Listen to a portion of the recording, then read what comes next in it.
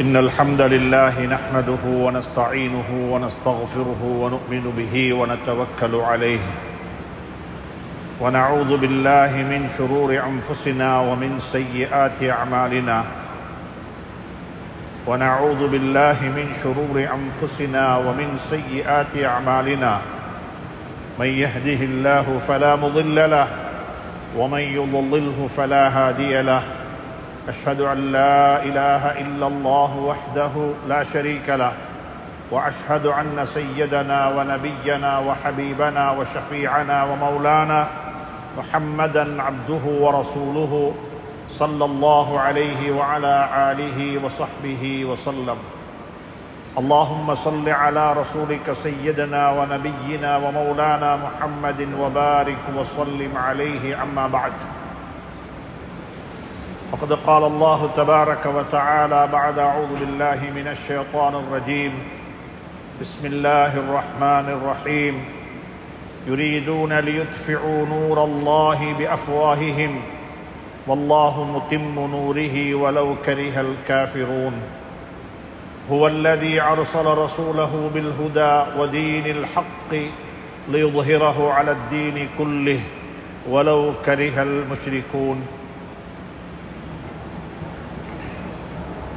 அல்லாஹ்வின் நல்லடியார்களே, அன்பு சகோதர நண்பர்களே, பெரியவர்களே, அல்லாஹுவை பயந்து அஞ்சி தக்வா செய்து அவனால் ஏவப்பட்ட ஏவல்களை எல்லாம் எடுத்து நடக்கும்படியாகவும் வேண்டாம் என்று சொல்லப்பட்ட விளக்கப்பட்ட அத்துணை வகையான பாவங்களை விட்டும் தன்னையும் தன்னை சார்ந்தோரையும் பாதுகாத்து விலகி நடந்து கொள்ளும்படியாக முதலாவதாக எனக்கும் அப்பால் உங்களுக்கும் ஞாபகமூட்டிக் கொள்கின்றேன், வசியத்தும் செய்து கொள்கின்றேன், அன்பு கட்டளையும் பிறப்பித்துக் கொள்கின்றேன்.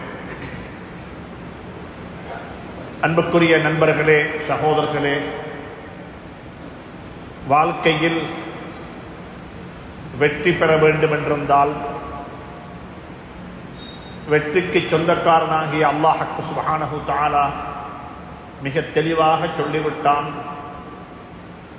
இறையச்சத்தினூடாக மட்டும்தான் நீ எதை எதிர்பார்க்குகின்றாயோ அந்த வெற்றி உனக்கு கிடைக்கும் என்பதை குர்ஆன் பல இடங்களில் மிக தெளிவாக அழகாக பொருட்டு காட்டியிருக்கிறது.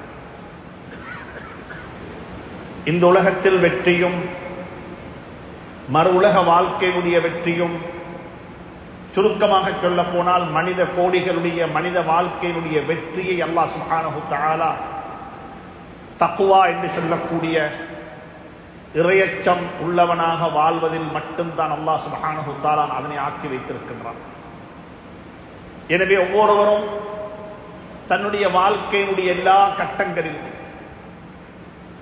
தனிமை, கூட்டு வாழ்க்கை, குடும்ப வாழ்க்கை, தொழில் தொடர்புகள், சமூக வாழ்க்கை என்று எனக்கும் உங்களுக்கும் இன்னொரு வாழ்க்கைகள் இருக்கிறது. ஒவ்வொரு நாளும் எங்களுடைய வாழ்க்கை தனிமையிலும் கழிகிறது, குடும்பத்திலும் கழிகிறது, வியாபாரத்திலும் கழிக்கின்றோம், சமூகத்திலும் கழிக்கின்றோம். எந்த இடத்தில் எங்களுடைய வாழ்க்கை நடந்தாலும் ஓடினாலும் வாழ்க்கை நடந்து கொண்டிருந்தாலும் அது அல்லாஹ் சுப்ஹானஹு தஆலாவுடைய அச்சத்துடனும் அல்லாஹ் என்னை பார்த்து கொண்டிருக்கிறான், நான் அவனுக்கு பதில் சொல்ல வேண்டும், என்னுடைய விடயங்கள் அனைத்தும் அவனுக்கு தெரியும், அவன் என்னை நிர்வாகம் செய்து கொண்டிருக்கின்றான், அவனுக்கு என்னை உயர்த்தவும் முடியும், தாழ்த்தவும் முடியும், என்னை கண்ணியப்படுத்தவும் முடியும், என்னை கேவலப்படுத்தவும் முடியும் என்று சொல்லக்கூடிய ஒரு உணர்வு அன்புக்குரிய நண்பர்களே, சகோதரர்களே, எனக்கு உங்களுக்கும் தேவைப்பட்டுக் கொண்டே இருக்கிறது. அதைத்தான் ஒவ்வொரு ஹுத்பாவிலும் அல்லாஹுவை பயந்து கொள்ளுங்கள், அல்லாஹுவை அஞ்சிக் கொள்ளுங்கள், பாவங்களை விட்டு விலகி நடந்து கொள்ளுங்கள், நன்மையான கர்மங்களை ஆசை ஆர்வத்துடன் செய்து கொள்ளுங்கள் என்று சொல்லி வசியத்து செய்வது, உபதேசம் செய்வதை ஒவ்வொரு ஜும்மாவிலும் கடமையாக்கப்பட்டிருக்கிறது. அந்த அடிப்படையில் வாழ்க்கை நெடுகிலும் எல்லா சந்தர்ப்பங்களிலும் அல்லாஹுக்கு அஞ்சியவனாக நான் அல்லாஹ்வுக்கு முன்னால் போய் நின்று பதில் சொல்ல வேண்டுமே என்ற உணர்வுடன் வாழக்கூடிய வாழ்க்கையை அல்லாஹ் சுப்ஹானஹு தஆலா எனக்கும் உங்களுக்கும் தந்தருள்வானாக. அன்புக்குரிய நண்பர்களே, சகோதரர்களே, சையதுல் கௌனைன் தாஜுல் மதீனா முஹம்மது ரசூலுல்லாஹி ஸல்லல்லாஹு அலைஹி வஸல்லம் அவர்கள் இந்த உலகத்தில் ஒரு சமூகத்தை உருவாக்கினார்கள்.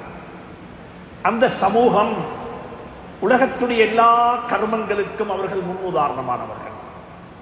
எதை எடுத்துக்கொண்டாலும் சரி, குற்றம் செய்தவர் தன்னுடைய குற்றத்தை எப்படி ஏற்றுக்கொள்ள வேண்டும், குற்றம் செய்துவிட்டு அல்லாஹுவை சந்திக்கும் பொழுது எப்படி குற்றமற்றவனாக சந்திக்க வேண்டும், அதற்கு என்ன தண்டனைகள் உலகத்தில் வைக்கப்பட்டிருக்கிறதோ அந்த தண்டனைகளை தானாக போய் எனக்கு என்னை சுத்தப்படுத்துங்கள், தஹிர்னி யா ரசூலல்லாஹ், என்னை சுத்தப்படுத்துங்கள் என்று சொல்லி முன்வந்து தன்னுடைய உயிராக இருக்கட்டும், தன்னுடைய உயிராக இருக்கட்டும், அதை கூட விட்டுக் கொடுப்பதற்கு தயாராக இருக்கின்றேன் என்ற அளவுக்கு அல்லாஹ் சுப்ஹானஹு தஆலா முடினால் அல்லாஹ்வுடைய நபியினால் அப்படிப்பட்ட ஒரு சமூகத்தை கட்டியெழுப்பதற்கு முடிந்தது. அப்படிப்பட்ட ஒரு சமூகத்தை கட்டியெழுப்பினார்கள். அனைத்துக்குமே உதாரணம், தர்மம் செய்வதற்கு உதாரணம், பத்தினித்தனத்துக்கு உதாரணம், வியாபாரம் செய்வதற்கு உதாரணம், தொழில் செய்வதற்கு உதாரணம், பற்றற்றவனாக வாழ்வதற்கு உதாரணம். நபி ஸல்லல்லாஹு அலைஹி வஸல்லம் வாழ்க்கையை நீங்கள் எடுத்துக்கொண்டால் அவர்களால் உருவாக்கப்பட்ட சஹாபாக்களுடைய வாழ்க்கையை படித்து பார்க்கும் பொழுது எந்த துறையையும் அவர்கள் விட்டு வைக்கவில்லை. அவர்கள் அனைத்து துறையிலும் அவர்கள் துறை சார்ந்தவர்கள். எங்களுக்கு அழகான முன்மாதிரி, எங்களுக்கு அழகான எடுத்துக்காட்டு, எங்களுக்கு அழகான ஒரு படிப்பினை ஹஜ்ரத் ரசூலுல்லாஹி ஸல்லல்லாஹு சஹாபாக்களுடைய வாழ்க்கை. அன்புக்குரிய நண்பர்களே, சகோதரர்களே, சஹாபாக்களுடைய வாழ்க்கையில 3 அம்சங்கள் இருந்தது. 3 விடயங்களை அவர்கள் தனக்குள்ளே உள்வாங்கிக் கொண்டிருந்தார்கள். அந்த 3 விடயங்கள் உள்வாங்கப்பட்டதின் காரணமாக இன்று வரைக்கும் அவர்கள் பேசும் பொருளாக மாறிவிட்டார்கள். இன்று வரைக்கும் உம்மத்து உலகம் முஸ்லிம்கள் மட்டுமல்ல, மாற்று மதத்தை சார்ந்தவர்கள் கூட, இஸ்லாத்துக்கு வெளியிலிருந்து பார்க்கக்கூடியவர்கள் கூட அவர்களுடைய வாழ்க்கையை படிக்கிறார்கள், அவருடைய வாழ்க்கையை தேடுகிறார்கள், அவருடைய வாழ்க்கையினுடைய நிகழ்வுகளை ஆய்வு செய்கிறார்கள். ஏன் காரணம் என்றால் ஸல்லல்லாஹு அலைஹி வஸல்லம் அவர்கள் அப்படிப்பட்ட ஒரு சமூகத்தை உருவாக்கினார்கள். முஹம்மதுர் ரசூலுல்லாஹ் வல்லதீன மஅஹு அஷித்தாஉ அலல் குஃபாரி ருஹமாஉ பைனஹும் தராஹும் ருக்கஅன் சுஜ்ஜதன் யப்தகூன ஃபضلا மினல்லாஹி வரிضவானா. குர்ஆன் மிக தெளிவாக சொல்லுகிறது. ஹஜ்ரத் ரசூலுல்லாஹி ஸல்லல்லாஹு அலைஹி வஸல்லம் அவர்களை பற்றி சொல்லிவிட்டு முஹம்மதுன் ரசூலுல்லாஹ், முஹம்மதுன் ரசூலுல்லாஹ்,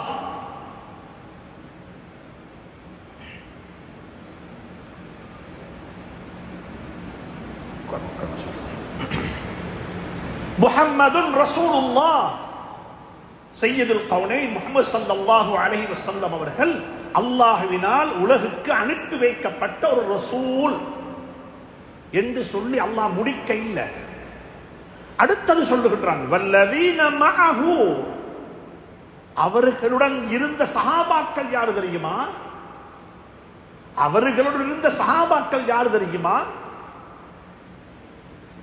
ருஹமாஉ பைனஹும் தராஹும் ருக்கஅன் சுஜ்ஜதன் யப்தகூன ஃபضلا மினல்லாஹி வரிضவானா. அவர்களுடைய எதிர்பார்ப்பு, அவர்களுடைய லட்சியம், அவர்களுடைய அபிலாசை எதுவாக இருந்தது? அன்புக்குரிய நண்பர்களே, சகோதரர்களே, வாழ்க்கையில் சஹாபாக்களை படித்தால் சஹாபாக்களிடத்தில் இருந்தது என்ன? நான் ஆரம்பத்தில் சொன்னேன் 3 விஷயங்கள். முதலாவது சஹாபாக்கள்கிட்ட இருந்த ஒன்று என்னென்றால் ஸ்பிரிச்சுவல் கேபிட்டல், ஆத்மீகம் சார்ந்த மூலதனம். ஆத்மீகம், ஆத்மீகத்தில் உச்சகட்டத்தை அடைந்திருந்தார்கள். அல்லாஹ்வுடைய பயம். ஹஜ்ரத் காமிதி ரலியல்லாஹு தஆலா அன்ஹு விபச்சாரம் செய்து விட்டார்கள். அல்லாஹ் அதையும் நடத்தாட்டி காட்டினான். ஒரு குற்றம் செய்தவன் என்ன செய்ய வேண்டும்? குற்றம் செய்தவன் என்ன செய்ய வேண்டும்? குற்றத்தை ஏற்றுக்கொள்ள வேண்டும். அதை யாரிடத்தில் வந்து சொல்றாங்கன்னா ஸல்லல்லாஹு அலைஹி வஸல்லம் வந்து சொல்லுகிறார்கள், யா ரசூலல்லாஹ், நான் குற்றம் செஞ்சிட்டேன், தெரியாம நடந்துட்டது, என்ன சுத்தப்படுத்திடுங்க யா அல்லாஹ். உலகத்தை விட்டு பிரிந்து போகக்குள்ள சுத்தவாளியாக போக வேண்டும், சுத்தவாளியாக போக வேண்டும். என்ன செய்ய வேண்டும் யா ரசூலல்லாஹ்? சொல்லுங்க, நான் செய்வதற்கு தயார். எப்படி இருக்கும்? எப்படி இருக்கும்? ஆத்மீகத்துடைய உச்சகட்டம். பாவம் செய்துவிட்டு பாவத்துக்கு தௌபா. எது தௌபா? ஹஜ்ரத் ரசூலுல்லாஹி ஸல்லல்லாஹு அலைஹி வஸல்லம் முகத்தை திருப்பிக் கொள்றாங்க. அதை கேட்க கூட விருப்பப்படவில்லை. அதை கேட்க கூட விருப்பப்படவில்லை. லா யுஹிப்புல்லாஹுல் ஜஹ்ர பிஸ்ஸூ. பாவம் செய்துவிட்டு அல்லாஹ்விடத்தில் மண்டாது, தௌபா செய். அது என்னிடத்தில் வந்து சொல்ல தேவையில்லை. சுப்ஹானல்லாஹ். ஆனாலும் அவர் போய் சொல்லுகிறாரு. ஸல்லல்லாஹு அலைஹி வஸல்லம் கேட்க விருப்பப்பட இல்லை. முகத்தை அந்த பக்கம் இந்த பக்கமாக திருப்புறாங்க. கடைசியாக ஒன்றும் செய்ய முடியல. அல்லாஹ்வுடைய நபி அந்த சஹாபிக்கு அல்லாஹ்வுடைய கட்டளையை நிறைவேற்றினாங்க.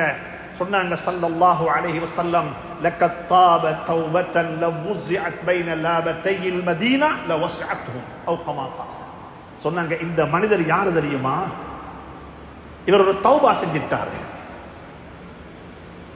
குற்றம் செய்தவர் தான், ஆனா தௌபா செஞ்சிட்டார். எப்படிப்பட்ட தௌபா தெரியுமா? மதீனாவுடைய மக்களுக்கு அந்த தௌபாவை பங்கிட்டு கொடுத்தாலும் அது மிஞ்சிவிடும்.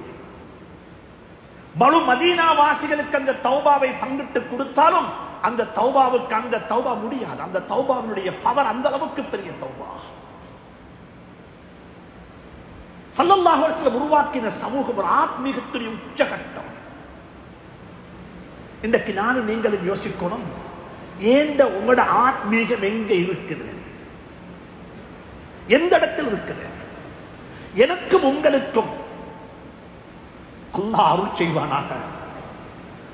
2 ரக்காத்து தொழுக அல்லாஹ்வுடைய சிந்தனையிலேயே தொழுது முடிக்கலாமா? நான் தக்பீர் கட்டிவிட்டா உலகத்தையே மறந்து விடுவேன், அனைத்தையும் மறந்து விடுவேன்.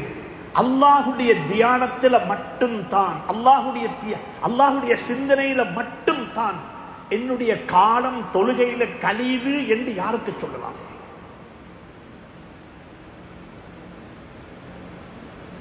ரெண்டு ரக்காத்து தொழ முடியாது.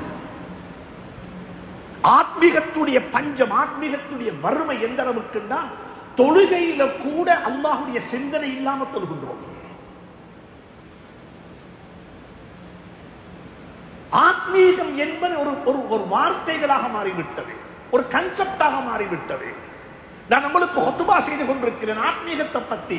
இது ஆத்மீகம் அல்ல, ஆத்மீகத்தை பற்றி ஒரு அறிவுரை. என்னுடைய ஆத்மீகம் எங்க இருக்கிறது? எனக்கு தக்பீர் கட்டினா என்ன சிந்தனைகள் வருகிறது? குர்ஆனை கையில் எடுத்தா எனக்கு அல்லாஹ்வுடைய சிந்தனையிலேயே குர்ஆனை ஓத முடியுமா? கையில தஸ்பீஹ் எடுத்து உலகத்தையே மறந்து அல்லாஹ்வை திக்ர் செய்ய முடியுமா? அன்புக்குரிய நண்பர்களே, சகோதரர்களே, ஒவ்வொரு மனிதனும் தனியே உட்கார்ந்து யோசிக்க வேண்டும், என்னுடைய ஆத்மீகம் எங்கு இருக்கிறது? என்னுடைய ஆத்மீகம் எங்கு இருக்கிறது? அல்லாஹ் குர்ஆன்ல சொல்லுகிறான், ஃபீ குலூபிஹிம் மரதுன், அவருடைய உள்ளத்தில் நோய் இருக்கிறது. உள்ளத்தில் நோய் இருக்கிறது. டாக்டர்கிட்ட போனோம், வைத்தியர் சொன்னாரு அவனுடைய உடம்புல நோய் இருக்குது, வைத்தியத்துக்கு இதுக்கு பரிகாரம் தேடிக்கொள், மருந்து செய், மாத்திரைகளை பாதி என்று சொல்லி அவர் அட்வைஸ் பண்ணினாரு, அவர் புத்தி சொன்னாரு. டாக்டர் சொன்ன புத்திமதியை நாங்க கேட்க இல்லை, நாங்க மௌத்தாகிட்டோம். நோய் கூடிவிட்டது, நோய் அதிகரித்து விட்டது, நோயினால் அவதிப்படுகின்றோம். அப்ப மக்கள் சொல்லுவாங்க, ஏற்கனவே இவருக்கு சொல்லப்பட்டது, இவருக்கு ஏற்கனவே அறிவுரைகள் வழங்கப்பட்டது, இப்ப நோய் கூடிவிட்டது, நோய் கண்ட்ரோலுக்கு மேல கட்டுப்பாட்டை இழந்து நோய் உடம்பு முழுக்க பரவிவிட்டது என்று சொல்லி நாங்க சொல்லுவது போல அல்லாஹ் சொல்லுகிறான், அவருடைய உள்ளத்தில் நோய் இருக்கிறது. நாங்க வைத்தியம் செய்ய சொன்னோம், உள்ளத்தை கொஞ்சம் செக் பண்ணி பார்க்க சொன்னோம், உள்ளத்தை கொஞ்சம் பரிசீலனை செய்ய சொன்னோம், அவங்க கேட்க இல்ல. ஃபஸாதஹுமுல்லாஹு மரலா, இன்னமும் நோய் கூடிக்கொண்டே போயிருக்கு, நோய் அதிகரித்து விட்டது. எந்த அளவுக்கு நோய் அதிகரித்து விட்டால் 2 ரக்காத்து தஹஜ்ஜுக்கு கூட அல்லாஹ்வுடைய சிந்தனையில தொழ முடியாத கட்டத்துக்கு நாங்கள் தள்ளப்பட்டு விட்டோம். 2 ரக்காத்து தொழுக. ஒரு கிறிஸ்தவ ஃபாதர், ஒரு ராஹிப், ஒரு துறவி அல்லாஹ்விடத்தில் கேள்வி கேட்டாரு, யா அல்லாஹ், உனக்கு மாறு செய்த மக்களை நீ ஆகிரத்துல தண்டிப்பாய் என்பது எங்களுக்கு தெரியும். நரகம் இருக்குது, நரகத்தில் வேதனை செய்வாய், ஜபானிய மலக்குமார் இருக்கிறாங்க, வேதனை நடக்கும், அது எங்களுக்கு தெரியும். உலகத்தில் எப்படி நீ அதாபு செய்கிறாய்? வலஹும் அஸாபுன் அலீமுன் பிமா கானூ யக்ஸிபூன். நீ சொல்லுகிறாய் உலகத்தில் வேதனை இருக்குது, உலகத்தில் அவர்களை தண்டிப்பேன் என்று சொல்லுகிறாயே, எப்படிப்பட்ட சோதனை? யா அல்லாஹ், அல்லாஹ் என்ன தெரியுமா சொன்னான்? உஹ்ரிமுஹும் மின் லஸ்ஸத்தி, என்னை முனாஜாத்து செய்வதில் இருக்கக்கூடிய இன்பத்தை அவர்களுக்கு கொடுக்க மாட்டேன். என்னை முனாஜாத்து செய்யும் பொழுது, என்னுடன் உரையாடும் பொழுது, என்னுடன் கரைக்கும் பொழுது, என்னை தியானத்து செய்யும் பொழுது, என்னுடன் முஹாசபா செய்யும் பொழுது அவர்களுக்கு நான் அந்த லஸ்ஸா, அந்த இன்பத்தை கொடுக்க மாட்டேன், அது பறிக்கப்பட்டுவிடும். உதாரணமாக சொல்லுவதாக இருந்தால், நல்ல இனிப்பு பண்டம் நல்ல ருசிக்குது, ஆனா என்னுடைய வாய் நோய்வாய்ப்பட்டிருக்கிறது, சுவை கிடைக்குதில்லை, உறப்பு விருப்பம் உண்டாகவே இருக்குது. இன்றைக்கு எங்கட நிலம் அப்படித்தான், எல்லாம் இருக்குது.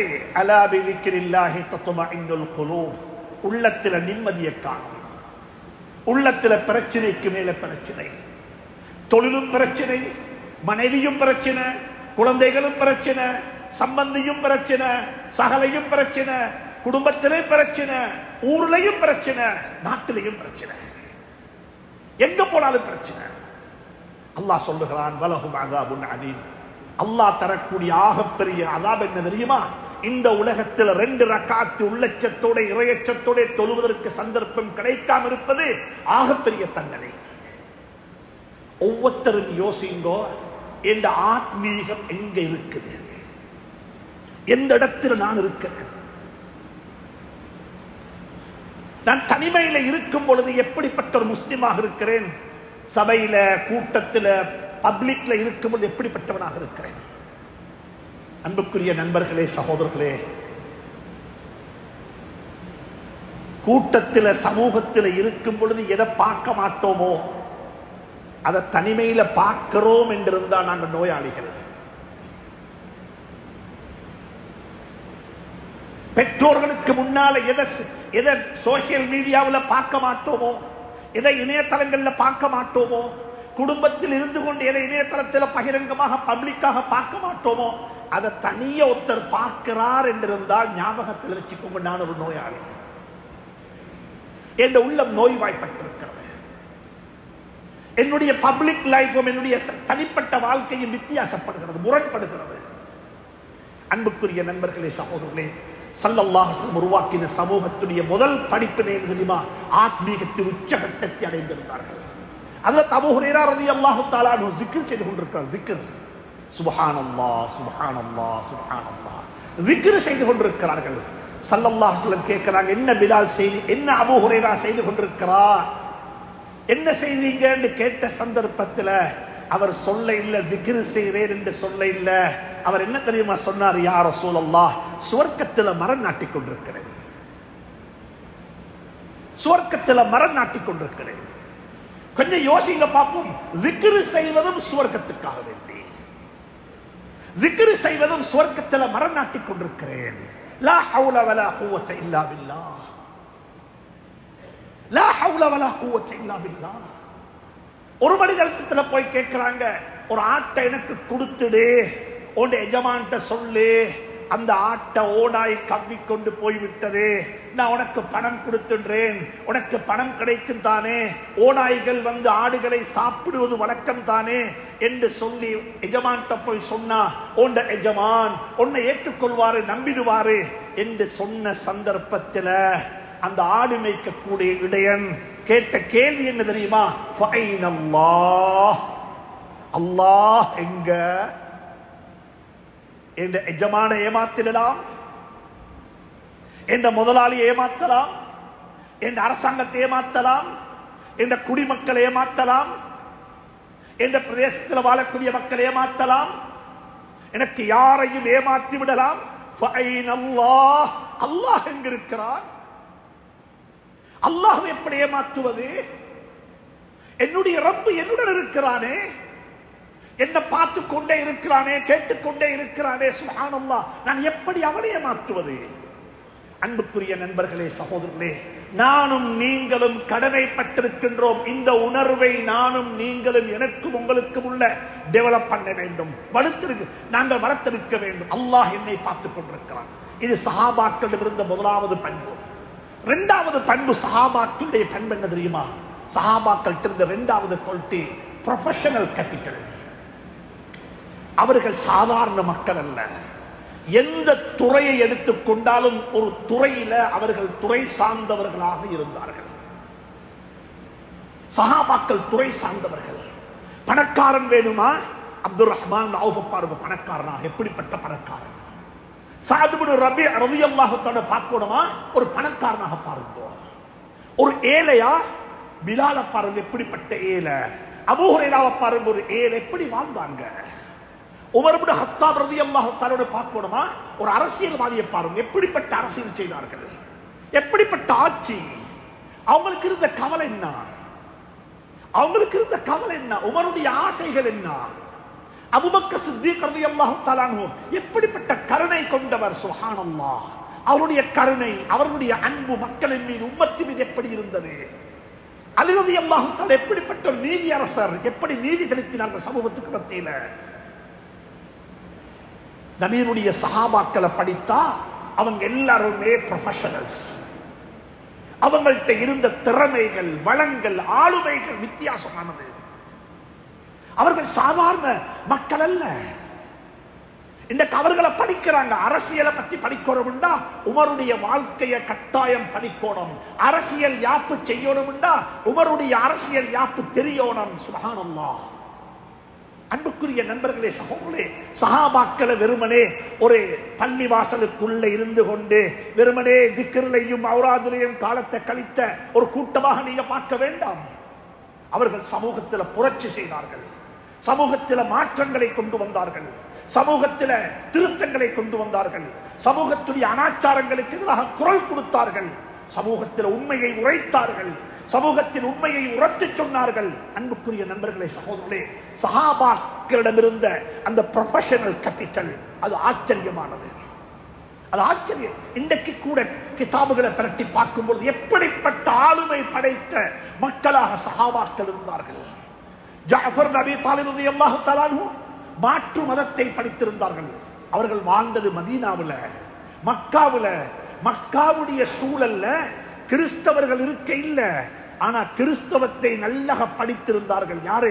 ஜஅஃபர் நபி தாலிப் ரலியல்லாஹு தஆலா ஹபஷாவுக்கு அனுப்பி வச்சாங்க ஸல்லல்லாஹு அலைஹி வஸல்லம். முதலாவது ஹிஜ்ரத் போன ஹபஷாவுக்கு நஜ்ஜாஷி மன்னன், அந்த ஹபஷாவுக்கு எத்தியோப்பியாவுக்கு ஹிஜ்ரத் போன சஹாபாக்களை அனைவரையும் அழைத்து கேட்டாங்க, நீங்க யாரு என்று கேட்ட சந்தர்ப்பத்தில் ஹஜ்ரத் ஜாஃபர் இப்னு அபீ தாலிப் ரலியல்லாஹு தஆலா அந்த நஜ்ஜாஷி மன்னனுக்கு நாங்க யாரு, நீங்க யாரு, உங்களோட வேதம் என்ன, உங்களோட ஈசா அலைஹிஸ்ஸலாம் யாரு, உங்களோட நம்பிக்கை எப்படிப்பட்டது, சுப்ஹானல்லாஹ், மிக தெளிவாக சொன்னார்கள். அந்த நேரத்தில் தான் நஜ்ஜாஷி மன்னன் சொன்னான், ஈசா அலைஹிஸ்ஸலாத்து வஸ்ஸலாம் அவர்கள் தன்னை பத்தி என்ன சொன்னார்களோ அதை சரியாக சொன்னது நீங்க தான் என்றார்கள்.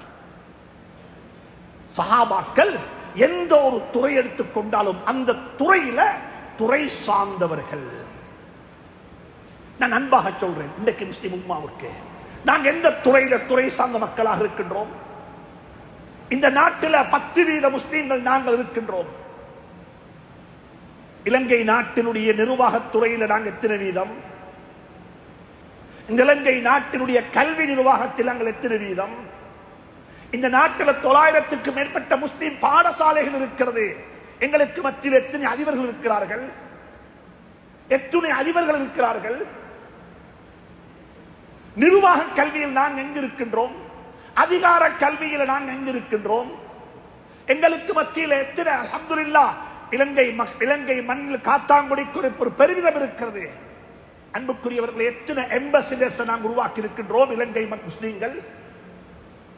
எங்களுடைய ப்ரொஃபஷனலிசம் எங்க இருக்குது? நாங்கள் வெறுமனை எங்க இருக்கக்கூடிய வளங்களை பாவித்து வாழ்ந்துவிட்டு மௌத்தாகிற சமூகமா? பாடசாலைகளுக்கு அதிபர்கள் இல்லை, பள்ளிவாசல்களுக்கு பயிற்றுவிக்கப்பட்ட இமாம்கள் இல்ல, கல்வி நிர்வாக சேவையில் ஆட்கள் பற்றாக்குறை, நாட்டினுடைய நிர்வாகத்துறையில முஸ்லிம்களுடைய பங்களிப்பு மிக குறைவு, இந்த நாட்டினுடைய பாதுகாப்பு துறையில முஸ்லிம்களுடைய பங்களிப்பு என்ன? இந்த நாட்டில் போலீஸ், ஆர்மி, நேவி என்று சொல்லி பாதுகாப்பு பிரிவுகள் இருக்கிறது, அதுல முஸ்லிம்களுடைய பங்களிப்பு என்ன? முஸ்லிம்களுடைய வகிபாகம் என்ன? ஒரு 20 வருடங்களுக்கு முன்னால நாங்க எத்தனை வியாபாரங்களை நாங்க நிர்வகித்துக் கொண்டிருந்தோம். இன்றைக்கு அந்த வியாபாரத்தில் நாங்க எங்களுடைய வகிபாகம் என்ன? அரிசி வியாபாரத்தில் நாங்க எங்கிருந்தோம், இன்றைக்கு எங்கிருக்கின்றோம்? இன்றைக்கு எங்கிருக்கின்றோம்? முஸ்லிம்களை யோசியுங்கள், சிந்தியுங்கள். நாங்க எந்த இடத்தில் இருக்கின்றோம்? வர்த்தகம் செய்கின்றோம், தொழில் செய்கின்றோம் என்று சொல்லிக் கொள்கின்றோம். ஆனா எங்களுடைய வகிபாகம் என்ன? எங்களுடைய நிலைப்பாடுகள் என்ன? இந்த நாட்டினுடைய பொருளாதாரத்தில் முஸ்லிம்களுடைய வகிபாகம் என்ன?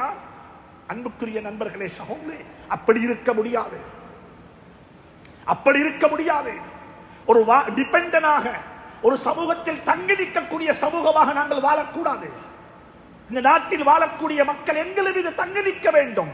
அப்படித்தான் நாங்கள் இருந்திருக்கின்றோம். இந்த நாட்டினுடைய அரசர்கள், இந்த நாட்டினுடைய ஜனாதிபதிகள், இந்த நாட்டினுடைய பிரதம மந்திரிமார்கள், இந்த நாட்டினுடைய சுதந்திரத்தின விழாவில் சொன்ன வரலாறுகள் இருக்கிறது. முஸ்லீம்கள் தான் இந்த நாட்டினுடைய பொருளாதாரத்தின் முதுகெலும்பு என்று சொன்னார்கள். ஆனா சொன்னது அன்றைக்கு, இன்றைக்கல்ல. இன்றைக்கு நாங்கள் எங்க இருக்கின்றோம்? இன்றைக்கு நாங்கள் டிபெண்டன்ட், இன்றைக்கு நாங்கள் ஒரு தங்கி நிற்கக்கூடிய சமூகமாக மாறிவிட்டோமா என்பதை நானும் நீங்களும் யோசிக்க வேண்டும். மிக வருத்தத்துடன் சொல்லுகின்றேன், சஹாபாக்கள் அப்படிப்பட்ட சமூகம் அல்ல. மதீனாவுக்கு போனாங்க ஸல்லல்லாஹு அலைஹி வஸல்லம், சஹாபாக்களை கூட்டிக் கொண்டு மதீனாவுக்கு போன முஹாஜிரீன்கள், மக்காவுடைய சகோதரர்கள், சஹாபாக்கள் கையில ஒன்றுமே இல்லை, எதையுமே கொண்டு போகல, எல்லாத்தையும் விட்டுட்டு போனாங்க. எதையுமே கொண்டு போக விட இல்லை. அப்துர் ரஹ்மான் இப்னு அவுஃப் ரலியல்லாஹு தஆலா அன்ஹு மதீனா மக்கா முக்கர்ரமாவுடைய பணக்கார சஹாபி, பணக்கார சஹாபி. அவர் மதீனாவுக்கு போயிட்டு சேர்ந்தாரு, கையில ஒன்றும் இல்லை, ஜீரோவா போனாரு. ஒரு ஹீரோவாக இருந்தவர் ஜீரோவா போனார் மதீனாவுக்கு. மதீனாவுக்கு போனதுமே ஸல்லல்லாஹு அலைஹி வஸல்லம் மதீனா முனவ்வராவுடைய ஆக பெரிய பணக்கார சஹாபி அவர் யாரு? சஅத் இப்னு ரபீஅ ரலியல்லாஹு தஆலா அன்ஹு. அந்த சஅத் இப்னு ரபீஅவுடைய ஜனாஸா உஹதுல நடக்குது. அப்பதான் அந்த அனந்தர சொத்து எப்படி பங்கு வைக்கப்பட வேண்டும் என்ற ஆயத்தும் சஅத் இப்னு ரபீஅ வச்சு தான் அல்லாஹ் இறக்கி வைத்தான். அந்த சஅத் இப்னு ரபீஅ ரலியல்லாஹு தஆலா அன்ஹு அவர்களையும் ஹஜ்ரத் அப்துர் ரஹ்மான் அவுஃப் ரலியல்லாஹு தஆலா அவர்களையும் ரெண்டு பேரையும் ஹஜ்ரத் ஸல்லல்லாஹு அலைஹி வஸல்லம் கூட்டு போட்டாங்க. சஅத் இப்னு ரபீஅக்கு சொன்னாங்க, நீ கொஞ்சம் முஆத் இப்னு ஹஜ்ரத் அப்துர் ரஹ்மான் இப்னு அவுஃப பார்த்துக்கோன்னு சொல்லி, இவரோட சகோதரர், இவரோட சகோதரர் என்று சொல்லி ஸல்லல்லாஹு அலைஹி வஸல்லம் ஒரு சகோதரத்துவத்தை ஏற்படுத்தினாங்க. அப்ப சஅத் இப்னு ரபீஅ ரலியல்லாஹு தஆலா அன்ஹு ஹஜ்ரத் அப்துர் ரஹ்மான் அவுஃப பார்த்து சொன்னாங்க, நீ ஏண்ட சகோதரர் என்று ஸல்லல்லாஹு அலைஹி வஸல்லம் வாயால சொல்லிட்டாங்க. இது கங்கல ஒன்றும் இல்ல, எனக்கு ரெண்டு வீடு இருக்குது, ஒரு வீடு உனக்கு, ஒரு வீடு எனக்கு. ஏண்ட சொத்து மதீனாவுல பெரிய ஈச்சப்பழம் தோட்டங்கள் இருக்குது, அதுல அரவாசி உனக்கு, அரவாசி எனக்கு. எனக்கு ரெண்டு மனைவி இருக்கிறாங்க, நீ விரும்பினா நான் ஒண்ட தலாக்கு சொல்லுவேன், அவளை இதாவுடைய காலம் முடிச்சதுக்கு பிறகு நீ அவளை திருமணம் செய்து போ என்று சொல்லி சஅத் இப்னு ரபீஅ ரலியல்லாஹு தஆலா அன்ஹு அப்துர் ரஹ்மான் அவுஃப்க்கு ஆஃபர் பண்ணினாங்க. பாருங்க எப்படி கொடை! 2.5 வீதம் அல்ல, அரவாசி 50 வீதம். எனக்கு அரவாசி உங்களுக்கு, நீங்க என்ன சகோதரர். இவர் கொடுத்தாரு. அவர் என்ன தெரியுமா சொன்னாரு? அன்புக்குரிய சகோதரர்களே, இதுதான் நபி உருவாக்கின சமூகம், இதுதான் நபி ஸல்லல்லாஹு அலைஹி வஸல்லம் கட்டியெழுப்பின சமூகம். அவர் என்ன தெரியுமா சொன்னாரு? பாரக்கல்லாஹு லக்க ஃபீ மாலிக வ அஹ்லிக், உன்ட குடும்பத்திலையும் உன்ட செல்வத்திலையும் அல்லாஹ் பரக்கத்து செய்வானாக. துல்லனி அல சூக், எனக்கு பஜார மட்டும் காட்டித்தா, எனக்கு பஜார காட்டித்தா. இவர் கொடுக்கிறதுக்கு உதாரணம், அவர் பத்தினித்தனத்துக்கு உதாரணம். அவர் சொன்னார், வானம் வானம் துல்லனி அல சூக், எனக்கு பஜார காட்டித்தா. அன்புக்குரிய நண்பர்களே, சகோதரர்களே, ஞாபகத்தில் வச்சுக்கோங்க, அப்படிப்பட்ட ஒரு சமூகத்தை கட்டியெழுப்பினாங்க ஸல்லல்லாஹு அலைஹி வஸல்லம் அவர்கள். துறை சார்ந்தவர்கள். இன்றைக்கு நாங்க யோசிக்கணும், எங்கட துறை சார்ந்தவர்கள் எங்க இருக்கிறாங்க, நாங்க எப்படிப்பட்ட மக்களாக வாழ்கின்றோம். இது இரண்டாவது அம்சம். ஒன்று, ஆத்மீகத்தில் உச்சகட்டத்தை அடைந்திருந்தார்கள். இரண்டாவது, துறை சார்ந்த சமூகமாக சஹாபாக்கள் இருந்தார்கள். மூணாவது, சஹாபாக்கள்கிட்ட இருந்த இன்னும் ஒரு பெரிய ஒரு அம்சம் தான் சோசியல் கேபிட்டல். அவர்களிடம் இருந்த சமூக உணர்வு, சமூகத்தை பற்றி உள்ள அக்கறை, சமூகத்தை பற்றி உள்ள விரும்பியங்கள், சமூகத்துக்கு என்ன செய்ய வேண்டும், என்ற சமூகத்தை எப்படி வாழ வைக்க வேண்டும், என்ற சமூகத்துக்கு மத்தியில் நாங்கள் எப்படி இறுக்கமாக இருக்க வேண்டும். ருஹமாஉ பைனஹும், ருஹமாஉ பைனஹும். அவர்களுக்கு மத்தியில் அவர்கள் எப்பயுமே இறக்க முடியவங்களாக இருப்பாங்க. யாரையும் யாருக்கும் காட்டி கொடுக்க மாட்டாங்க. ருஹமாஉ பைனஹும். எப்படிப்பட்டவங்க தெரியுமா? மற்றவர்களுடைய தவறுகளுக்கு அவர்கள் காரணம் தேடுவாங்க. இதனால தான் இதை செஞ்சிருப்பாரு, இதனால தான் இது நடந்திருக்கும். ருஹமாஉ பைனஹும். அன்புக்குரிய நண்பர்களே, சகோதரர்களே, நான் ஒரு விஷயத்தை பதிவு செய்ய விரும்புகிறேன். எங்களுக்கு மத்தியிலேயும் அந்த இரக்கம் இருக்கிறது எப்ப தெரியுமா? அனர்த்தங்கள் ஏற்பட்டு விட்டா மட்டும். நாட்டில் ஏதாவது ஒரு அனர்த்தம் ஏற்பட்டு விட்டா முஸ்லிம்கள் சரியான இரக்கம், ஒத்தருக்கொத்தர் அன்பு காட்டுவாங்க, உதவி செய்வாங்க, அகதிகளாக வீட்டுக்குள் எடுப்பாங்க, பள்ளியை திறந்து கொடுப்பாங்க, ஸ்கூலை கொடுப்பாங்க, மதரசாவை கொடுப்பாங்க. ஏதாவது அனர்த்தம் நடந்து விட்டா எங்கட அன்பு பாசம் காட்டுவது அது உச்சகட்டத்தை அடைந்து விடும். ஆனா நல்ல நேரத்தில் ஒரு சமூகத்தை கட்டி எழுப்ப வேண்டும், ஒரு சமூகத்தை வாழ வைக்க வேண்டும், ஒரு சமூகத்துடைய உணர்வுகளை பாழாக்காமல், பால்படுத்தாமல் அதை மதிக்க வேண்டும். இந்த விடயங்கள்ல நாங்க எங்க இருக்கின்றோம்? சோசியல் கேபிட்டல், சமூகத்துக்கு என்ன செஞ்சிருக்கின்றோம்? நான் எல்லாத்தையும் கேட்கிறேன், நீங்க ஒவ்வொருத்தரும் உள்ளத்துல கொஞ்சம் கையை வச்சு தனிய சிந்திங்கோ. அல்லாஹ் எனக்கு இவ்வளவெல்லாம் தந்திருக்கின்றான், எனக்கு ஏதாவது ஒரு வக்ஃபு செய்யக்கூடிய பாக்கியம் கிடைச்சிச்சுதா? நான் வக்ஃபு செஞ்சிருக்கிறேனா? காத்தாங்குடியில் இவ்வளவு பெரிய பள்ளி, எத்தனை பள்ளி இருக்குது? இது ரெண்டுக்கும் காணி பூமி நாங்க கொடுக்க இல்ல, எங்களுக்கு முன்னால வாழ்ந்தவங்க கொடுத்துட்டு போன காணியில நாங்க இன்றைக்கு தொழுது கொண்டிருக்கிறோம். எங்கட மையவாடி யாரு கொடுத்தது? எங்கட பாடசாலைகளுக்கு காணி பூமி யாரு கொடுத்தாங்க? எங்கட ஊர்ல இருக்கிற விளையாட்டு மைதானம் யாரு கொடுத்தது? எங்கட ஊருடைய அட்ரஸ், எங்கட ஊருக்கு முகவரியாக இருக்கிற மதரசாவுக்கு காணி பூமி யாரு கொடுத்தாங்க? சமூக பங்களிப்பு. எங்கட சமூகத்துக்கு நாங்க என்ன செஞ்சிருக்கின்றோம்? நாங்க உதவி செய்கிறோம், ஜகாத்து கொடுக்கிறோம், சந்தேகம் இல்லை, அல்ஹம்துலில்லாஹ். தர்மம் செய்கிறோம், அல்ஹம்துலில்லாஹ். நான் கேட்கிறேன், நீங்க எத்தனை வக்ஃபு செஞ்சிருக்கிறீங்க? உங்களோட வக்ஃபை எழுதி வைங்கோ.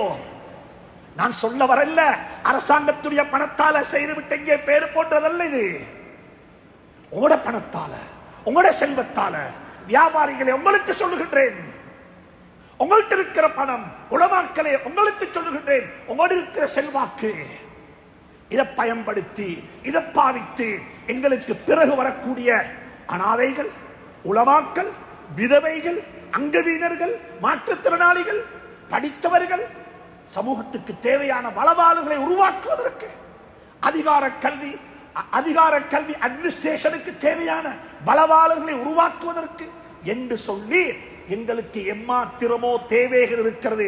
மனித வள அபிவிருத்தி செய்வதற்கு, மனித வளத்தை பெருக்குவதற்கு, மனித வளத்தை நெறிப்படுத்துவதற்கு, மனித வளத்தை உருவாக்குவதற்கு தேவையான இன்ஸ்டிடியூஷன்ஸ், நிர்வாகங்கள், நிறுவனங்கள் எங்களுக்கு தேவையாக இருக்கிறது. எனவே அன்பாக சொல்லுகின்றேன், கிழக்கிழங்கையில் வாழக்கூடிய முஸ்லீம்கள் இந்த நாட்டினுடைய முஸ்லீம்களுக்கு பெரும் சேவை செய்யக்கூடியவர்கள். ஏனென்றால் நாட்டில் இருக்கக்கூடிய மனிதவள பற்றாக்குறையை ஓரளவு பூர்த்தி செய்யக்கூடியவர்கள் கிழக்கு மாகாணத்து முஸ்லீம்கள் என்று சொல்லுவதே உங்களுக்கு இருக்கக்கூடிய பெருமிதம். அல்ஹம்துலில்லாஹ். இதை இன்னும் வலுப்படுத்திக் கொள்ள வேண்டும். சஹாபாக்கள் இந்த மூடையும் செய்தார்கள்.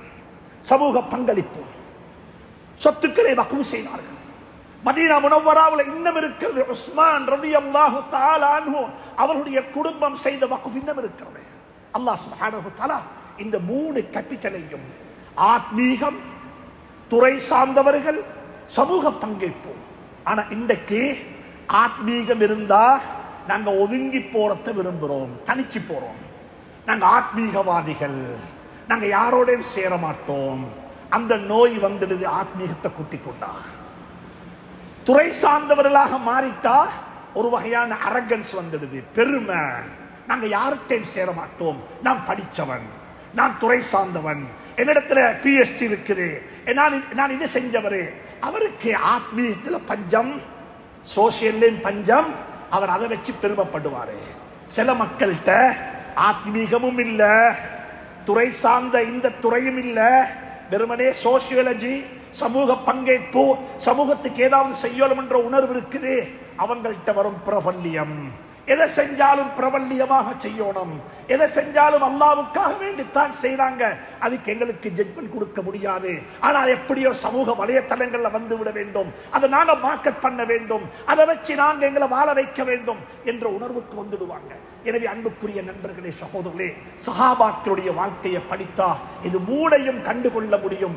ஆத்மீகத்திலும் உதாரண புருஷர்கள், சமூக பங்கேற்பிலும் உதாரண புருஷர்கள், அதே போல துறை சார்ந்தவர்கள் சஹாபாக்கள், துறை சார்ந்தவர்கள் சஹாபாக்கள். அதுல பெண்களும் விதிவிலக்கில்ல. ஆயிஷா ரலியல்லாஹு தஆலா அன்ஹா விதிவிலக்கில்ல. எப்படிப்பட்ட ஒரு ரோல் பிளே பண்ணி இருக்கிறார் சமூகத்துல. இவைகளை பற்றி எல்லாம் பேசுவதாக இருந்தா நீண்ட நேரங்கள் தேவைப்படும். எனவே அன்புக்குரிய நண்பர்களே, சகோதரர்களே, பெரியவர்களே, மிக வினயமாக வேண்டிக் கொள்கின்றேன், இந்த துறை சார்ந்த சமூகத்தையும் ஆத்மீகத்தின் உச்சகட்டத்தை தொட்டிய சமூகத்தையும் சமூக பங்கேற்பில் முன்னுதாரண புருஷர்களையும் உருவாக்கி நல்ல ஒரு சமூகத்தை கட்டியெழுப்பதற்கு அல்லாஹ் சுப்ஹானஹு தஆலா எனக்கும் உங்களுக்கும் துணை புரிவானாக, தௌஃபீக் செய்வானாக, சந்தர்ப்பத்தை அமைத்து தருவானாக. இந்த வருடம் யார் யாரெல்லாம் பரீட்சைகளுக்காக வேண்டி ஆயத்தமாகிக் கொண்டு பரீட்சை செய்து கொண்டிருக்கிறார்களோ, பரீட்சைகளுக்கு முகம் கொடுத்துக் கொண்டிருக்கிறார்களோ, அந்த மாணவ மாணவிகள் அனைவரையும் நான் சொன்ன இந்த 3 விடயத்துக்குரிய சொந்தக்காரர்களால் ஆக்கி வைப்பானாக. அவருடைய பரீட்சைகளை லேசாக்கி வைப்பானாக. அவருடைய ஆத்மீகத்தை பாதுகாப்பானாக. துறை சார்ந்த நல்ல மக்களாக அவர்களை கொண்டு வருவானாக. சமூக உணர்வுடன் சமூக பங்கேற்புடன் வாழ்வதற்கு அல்லாஹ் சுப்ஹானஹு தஆலா அவர்களுக்கு பாக்கியத்தை நசீபாக்குவானாக. அவருடைய பரீட்சைகளை லேசாக்கி வைப்பானாக. கடந்த பரீட்சைகளையும் நடக்கிருக்கின்ற பரீட்சைகளையும் வெற்றிகரமான பரீட்சைகளாக ஆக்கி அவர்கள் அடைய வேண்டிய இடத்தை அடைந்து சமூகத்துக்கு செய்ய வேண்டிய காத்திரமான பணிகளை முறையாக செய்வதற்கு அல்லாஹ் சுப்ஹானஹு தஆலா அவர்களுக்கு துணை புரிய வேண்டும் என்று இறைவனை பிரார்த்தித்துக் கொண்டு, யா அல்லாஹ் எங்களுடைய பாவங்கள் அனைத்தையும் மன்னித்து, என்னுடைய குற்றங்களை மன்னித்து, எங்களை நல்ல மக்களாக வாழ வைத்துடுவாயாக. என்னுடைய உள்ளத்தில் இருக்கக்கூடிய நோயை குணமாக்கி வைப்பாயாக. உல பரிசுத்தத்தை நசீபாக்குவாயாக. வாஹிரு தஅவானா அனில் ஹம்துலில்லாஹி ரப்பில் ஆலமீன்.